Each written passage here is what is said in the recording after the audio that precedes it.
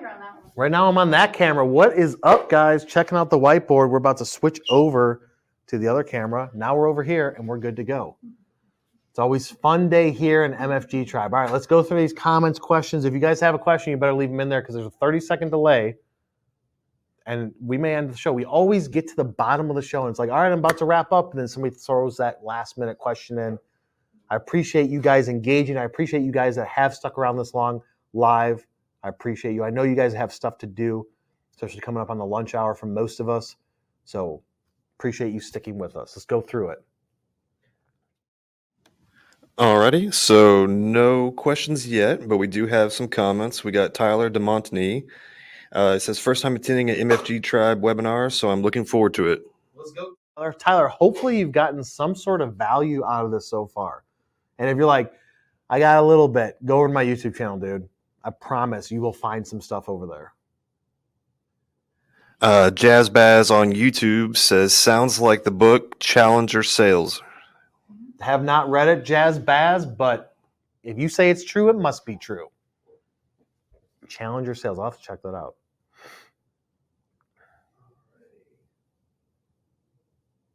Viewfinder inactive. Press any button to reactivate. Go for it. Here we go. We got a question from VersaBuilt Robotics. What common social media strategy mistakes do you see when creating lead generation content? Common social media lead generation mistakes when creating social media content. Number one, wrong platform. Should be LinkedIn, and they go on Facebook, Instagram, etc. Number two, thinking that people are going to instantly take action to it, and your expectations are super high, but you don't have the audience for it. So if you're going organically, let's say you got 500 followers, expecting that you just post one time and you're going to generate leads. That is not how it works. Just based on how the algorithms in any social platform work, it's all based on, it sends it to a portion of your audience for your followers. So on a company page, even personal page, sends it to a portion of them based on engagement, sends it to more based on lack of engagement, sends it to less than the second time, and so on and so forth. What people think is, dude, I got 500 followers. I posted something for lead generation on my company page on LinkedIn. 500 people got that notification. They're all about to click. That is not how it happens. That is insane that people think like that. It's just, LinkedIn is not going to show your stuff to everybody unless you get an insane amount of engagement. So they overthink and put too much value in a single post. They don't do things consistently. If you're trying to do social lead generation, there's two trains of thought. Number one, go organic. Post frequently, regularly, get engagement. Talk about how whatever it is that you can solve. Different types of content, just like I laid out here.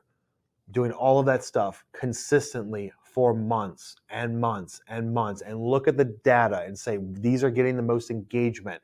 Let's do more of those. Instead of doing 3 of those every 2 weeks, let's do 6 of those because they're getting more engagement. Everything's backed on data. The flip side of it is paid advertising on social. Number one, LinkedIn. For industrial, LinkedIn 100%. The type on LinkedIn is also important. You want to do it on display advertising within the feed. What does that mean? Scroll through your feed every second to, usually like the first thing you'll see when you refresh your feed is a second or third post says promoted or sponsored, depending on how they changed it that week. Then it's like every 6 to 8 posts is a promoted or sponsored post. Those things work. Well, Kyle, how do I determine the audience? That's another thing. The audience of who you're going after on paid, you can say, I want people in this industry, this job function, this company size, etc. Sure, that can work. But if you're scrappy and you're looking to get every single dollar out of it, uploading a list of companies, uploading a list of contacts, letting LinkedIn find those contacts and say, these 400 people are the only people that I want to see this ad. That's going to be the most engaging. It's going to build brand awareness and it's going to generate the most leads. We do this every day. I don't even know how many millions we managed last year for our clients. Probably on LinkedIn, probably around 1 million, just over 1 million. Total, I think we managed like 4 million in all of our PPC stuff. I did a video back at the end of 2023 talking about mistakes people made. And I went through the numbers of print, search, LinkedIn, etc. So those are the issues I see people having. Let's go to those comments. Alrighty, so we got a lot of them coming in. All right. Schuler Rubber says, "We look at ours. I'll send you lunch." Yes, we will look at yours. You don't need to send us lunch. Just shoot me a message. We'll look at anything. We're here to help people out, man. That's what it's all about. And Tim Drinkwater is back, Drinkwater is back, and he is drinking that water. What's up, Timmy? I'm and just he gonna call him asks, Timmy. Hopefully, he's not offended. he asks, "How do you spin it when you're trying to educate someone who thinks they know everything?" Can't do it. Waste of time. If somebody thinks that they know everything, there's no way you can educate them. You need to move on. It's just like employees. People that come in and say that they know everything, you can't teach them. Don't hire them. So you have to understand that too often people waste time on trying to fit a square in a round hole. And so from a sales standpoint, if you go out there and you're like, hey, wanted to have a conversation with you about your CNC machine and whatever, they're like, nope, I already know everything. You can't teach me anything. Cool. See you later. Move on to the next person. That's why it's important to have big groups of people to go after. And even if you're like, my total available market is only like 1,000 people, okay, wean through those. 20% are going to say they don't need you. That's just how it works. So move on as fast as they say, you can't teach me anything. That's happened with me. Reach out to people and like, oh, I could teach sales. I've been doing this 20 years. Okay, cool. You obviously know everything. All right. And Schuler Rubber has another question. Do you have a series on how to set up sections in YouTube for industrial? I don't have a series on it, but that is a good idea on how to set up different playlists and series for industrial. Lara is writing that down right now on a post-it note, and we will add that to our mix. Thank you, Schuler Rubber. All right. And this is from a LinkedIn user, doesn't say who, but it says, "What is the best way to diffuse the tension between marketing and sales?" That came from Mark Landers, my boy Mark. Mark, what up, dog? Best way to diffuse the tension between marketing and sales, have conversations. You have to make sure, and it should come from leadership. Leadership needs to say, I want everybody rowing in the right direction. That's going to require sales and marketing to be aligned. Sales does not take orders from marketing. Marketing does not take orders from sales. There is no hierarchy here. Now, people can mess that up. Wrong people in the wrong seats, they can mess that up. But it has to be working together in unison. We collaborate together. We're trying to row the boat in the same direction in order to get to the goal that we all agree on. Do we all agree on getting to this goal? Yes, we do.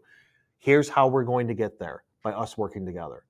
When we see something's not working, we're going to tell you guys. When you see something's not working, hey, that brochure that you told us to send to people totally sucks. Everybody's like, dude, this brochure sucks. It's not working. It's not clickable, etc. That feedback has to come back and forth. It's collaborative. So you can't look at it from a hierarchy standpoint. Everyone is even. On the org chart, it's not sales above marketing or marketing above sales. It's, dude, we're all even. We're going towards the same goal. So start there. Sometimes you need leadership changes too at the company, even at the top level, ownership. If ownership isn't saying we're all equal, we're all in this together, then you're going to have a tough time. But if sales and marketing, the leaders of each department are fighting, then I would say start finding a different vehicle for yourself and move on. All right. And Millie Smith says, "Great content. Wondering how many clicks convert into clients?" Millie, how many clicks convert into clients? It depends on the industry. It depends on what it is that you're selling. That's data that has to be gone through for each individual situation. So you want to always focus on, like, people usually in marketing say conversions, right? These many people booked a call. These many people converted into something. You need to focus on how many of them actually turned into money. That's what we do here, is like vanity metrics of like conversions. 100 conversions last month on our Google ad spend. Cool. How many of them turned into deals, or how many turned into conversations? MQLs, marketing qualified leads. Well, 50. Okay, we got a 50% conversion rate from conversions to MQLs, 50%. How many of those turned into sales qualified leads, SQLs? Actual deals, actual conversations where it's like, we're going to put pen to paper and try and work something out to close you. What's that percentage? Oh, it went from 50 to 5. Okay, so those 100 leads suck. They wasted my time. Or it went from 50 to 40. Okay, that's 80%, 75%, 80%. 50 to 25, I can work with that still. 25%, I can still work with it. So it depends on the specific situation, clicks to conversions, but it's something that you need to pay attention to. and figure out which source is actually generating the most bottom line revenue for yourself. All right. Ryan Weber says, what do you look for when hiring for marketing and sales? What do I look for when hiring for marketing and sales? Something different than most people. So I don't look for anybody with necessarily experience. So we do things differently here with our recruiting process. So we look for people that if they have some experience, great. But we look for at the core, does the person fit the culture? And what we're looking for is people that are hungry, wanting to hustle, wanting to break through walls, wanting to go after that legendary status. We've got a list of 9 core values that everybody at the company sees. If you come in through an interview process, you see what our 9 core values are. That's how we gauge everything. If you don't fit those 9 core values, then you are not going to be further in the interview process. If you somehow get hired and eventually aren't matching up with those 9 core values, you will get fired and pushed out. That's just how it works. So I look personally here, and I set the tone for the culture here. I look for people that have that can-do attitude, willing to do whatever it takes, hustle, grit, determination. If I don't have the answer, I'm going to find it. I'm going to stay here until I figure it out. I'm not looking for people to just come in and be like, dude, I'll work 80 hours a week. Sure, sometimes that's needed. Other times it's not. But it's like if I come to you and say, we need to do this, are you like negative about it? I look for positivity. Anything can happen. Let's go and crush it together. As long as somebody has that, I can shape and mold them into anything. I can teach anybody anything here. You come in with certain skill set, like I know PPC, cool. I'm going to make you better in PPC. You're going to own that. Marketing automation, project managers, coming into sales. I can teach anybody anything about sales to turn them into a killer as long as they're willing to be taught and have hunger for growth. So that's what I look for is hunger, hustle, grit, determination, and positive attitude. I don't need anybody coming in here being like, dude, that sucks, or Debbie Downer that shit. I don't deal with that. If something bad happens, take it on the chin and roll with it. Make something better. All right. And Keith Krupp asks, for an industrial company, what do you think is too many posts per week on LinkedIn? We do 5 for most of our clients. We do 5 posts a week. You might be thinking, dude, Kyle, that's insane. 5 posts a week. Yes. Myself, my profile on LinkedIn, if you guys follow me close, like super close, I do 5 a day. And that's because that's what's working. That's what the data shows. But a company page, 5 posts per week. You can do 3 if you're going to do 3 Tuesday, Wednesday, Thursday. I would say going more than like 7, 8 a week, I would think would be too much. All it really does when you post that many times is it reduces the amount of engagement on singular posts. So let's say I have 1,000 followers to a company page. And I post regularly twice a week. When people see that, they know that's the post for the week. I don't see a lot of stuff from these guys. I see it twice a week, once a week, whatever. I'm going to engage on that. When you're posting 5 times a week, or for my situation on my personal profile, 5 times a day, each post has less engagement at an individual level. But if you add it all up over the week or the day, you get that massive amount of engagement. So I would say the frequency isn't as important. As long as you hit those 3, Tuesday, Wednesday, Thursday, most popular times on LinkedIn, as long as you hit those 3, what's more important about is the types of posts. If you're just like article, eventually that's going to get played out. If you're like long form post, link to the website, long form post, link to website, short form post, link to website, that's going to get played out. You got to mix it up because people are going to see it and just like skim over. Oh, yep, there's another whatever. That's why even on our stuff, we have thousands of videos. We don't post 5 videos a day every single day because we have to mix it up with different types of content. Alrighty, and Brittany Wright says, marketing drives interest to sales. They absolutely need each other. Yes, absolutely, Brittany. Brittany knows, and Brittany's doing it all on her own. She's like, F it. I'm going to do sales and marketing. I'm going to drive my own deals for myself by doing some marketing because I don't have the resources to do it. And I'm going to drive deals for myself. You know it works. Alrighty, and then we have another question from Sai Bhavana Mehta. And she says, I'm an international student in marketing from Wright State. Do I have chances in the industrial industry without knowledge of it? If not, where do I start? Say that again. So she says, I'm an international student in marketing from Wright State University. Okay. Do I have chances in the industrial industry without knowledge of it? If not, where do I start? Yeah, I mean, everybody's got a chance in anything. So to answer your question, yes. Now, can you like what you got to keep in mind is there is no industrial marketing university out there. Now, we will be creating one here, just like we have the industrial sales university here. But there is no university out there that's like teaching specifically to industrial. So when industrial companies are looking to hire people, they're not like, "Oh, wait a minute, you didn't learn industrial marketing." And to be honest with you, I have yet to meet a single I have never in my life met a single person with a marketing degree that out of school actually knows something. Like how it actually works, they usually do not. It's just a bunch of fluff. It's led by professors that don't really know the market. They're using technology and based on stuff that's old. So number one, I would say that your degree is a piece of paper. That's how I feel about degrees. But to get into industrial, you need to focus on it. You need to talk about if that's your passion. You need to apply for jobs in it, looking at a coordinator level, the lowest level that you can get to get in. And then once you're in it, now you have experience and focus on that experience. Stay at the first place for a couple of years, make some activity, like do some good things for it. Then you can move on from there because then what matters to industrial companies is do you have experience in my industry? If you're in plastics or metals or products or paper or corrugated, like logistics or whatever, any hiring person would be like, I need a marketing person. And they're going to post up a job. And if somebody's like, yep, I have experience, I've got 2 to 5 years experience marketing for industrial companies just like yours, all eyes go on that person because it's infrequent. The data shows it. I mean, we have it in our system. For every marketing person, there's, depending on the company size, 5 to 10 salespeople per single marketing person, sometimes more. Sometimes it's a 20-to-1 ratio. So marketing people in industrial that are good are rare. So get your experience in it. Take any job you can in marketing at that company or even in adjacent sales, coordinator, whatever, and then move into marketing and then build up that experience. It's more about experience than it is the education. Probably going to not make some friends with some of those comments. All right. Any other comments that we want to add to it?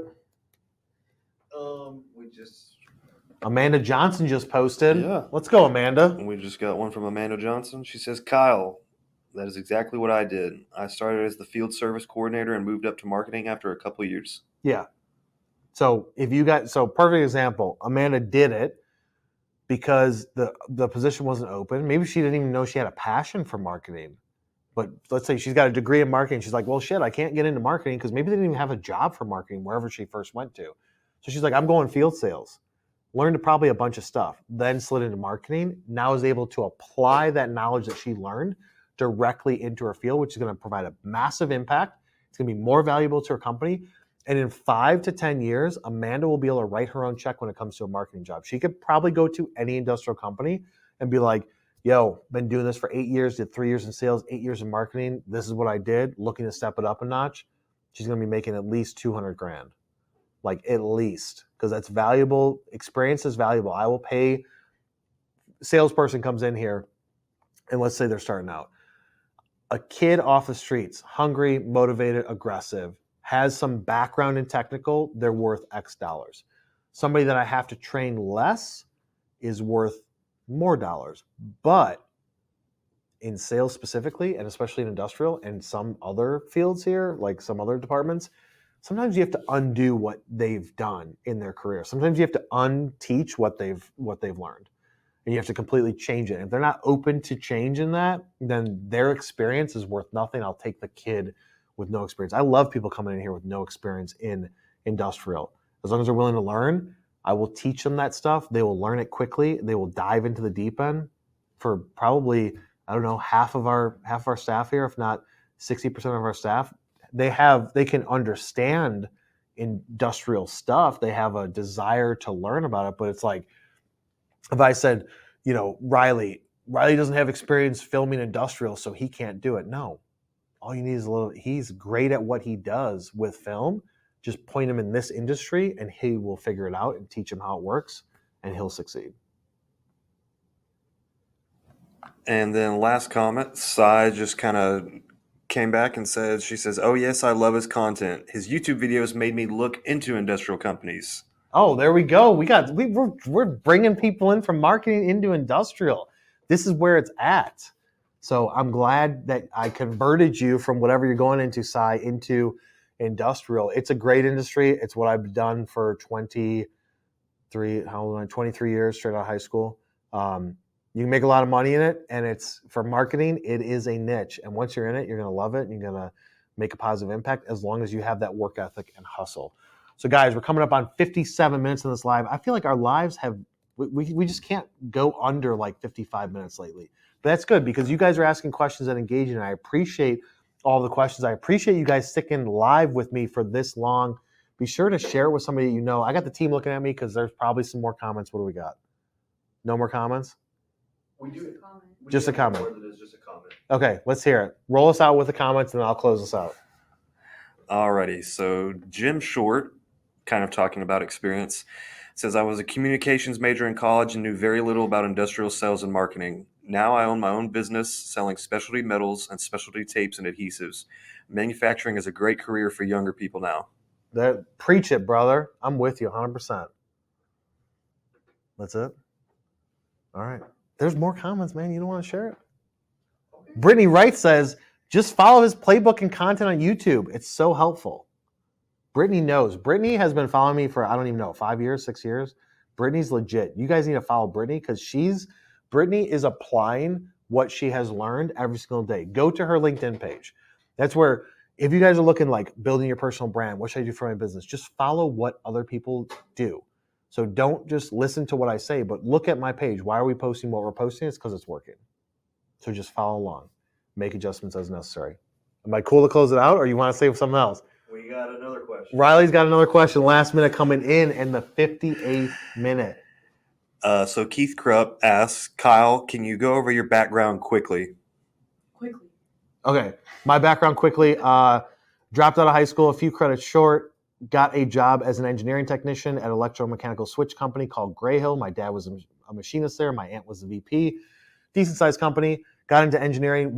Got my GED. Went to school at night in college. Worked full time from 6 to 3 every single day. Went to school at night. Started taking basic courses. Then got into engineering courses. Then got into manufacturing engineering. From manufacturing engineering, did that for a couple of years. Got into application development engineering. Did that for a couple of years and said, I hate this. I need to sell stuff. Got into sales, did sales and marketing for 10 years in injection molding. From there, said I need to own my own business, started the agency 8 years ago, and here we are. So started when I was 18 and 2 months old, and now I'm going to be 42 in like 30 days. So that is my career. I appreciate you asking that, Keith. The key there is, though, did not finish college. Started going to school for engineering just because it was making me more money. When I realized that at the time, the VP of engineering was making the most money, and I was like, oh dude, that's all that you make? I was like, I want to make way more than that. He's like, oh, you got to go into sales. So that's why I did that. I got out of engineering into sales. Write my own check. Is that it? We good to close out? All right, I got 2 thumbs up. I got 1 thumbs up. Laura gives me 2 thumbs up. Riley's got 2 thumbs up. So that means we're good to close out. Guys, appreciate you sticking on this long with me, putting those comments, sharing this with people that you know, engaging with me today. It has been fun. Be sure to tune in live next Tuesday, same time. We're going to post it. Be sure to follow the page. If you guys want to check out the YouTube channel, head over to YouTube. Just type in my name. Subscribe to it. Turn on notifications. If you guys want to listen to the podcast, all this long-form content is on the podcast, Industrial Sales and Marketing with me on every major platform. We will see you on the next one.